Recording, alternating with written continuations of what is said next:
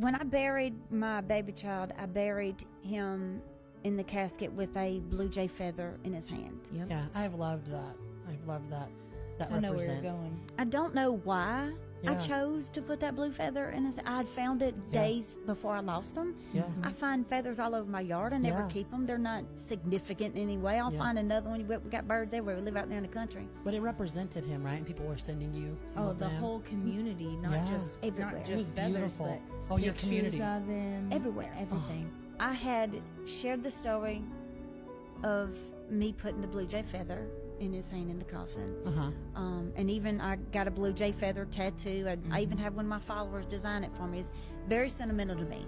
And after I told that story for an entire year, people all over the world, Australia, Canada, everywhere, would find a blue jay feather on the ground Yeah. and they would mail it to me. Yeah. And I saved Take the every time. single one of A them. beautiful way to celebrate your Beautiful. son. Yeah.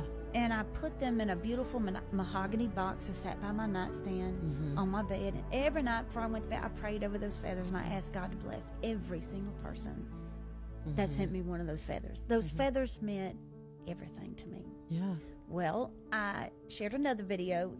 I don't forgot how I shared it or why I shared it, but I was like, yeah, I'll show you my feathers. And I showed the box on camera and they were like all these feathers, you know, and I was like, this is why I kept them. This is why they mean something. They mean the world to me. Just innocently talking about it. And that was on a Saturday. Uh-huh.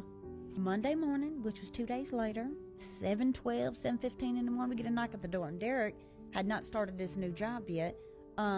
He looks out the window. He said, babe, that's the game warden. Well, we live on like 15 acres between me and Miss V. And sometimes people come up there and try to hunt and they ain't supposed to. So we're thinking somebody's done that before. And they're just looking for somebody. The game warden of Alabama. Of Alabama. Okay. Derek answers the door, and it was a nice lady just doing her job. She said, I'm looking for Ophelia. And he said, well, that's my wife. And I peeked her on the corner. I was like, can I help you? And let me tell you something. That first and foremost, that lady said, I don't want to be here. I don't want to do this. I don't want to do this. But we got a call that you have some blue jay feathers. And I said, I got a bunch of them. Why? She says, it is against the law to pick up a blue jay feather off the ground and keep it.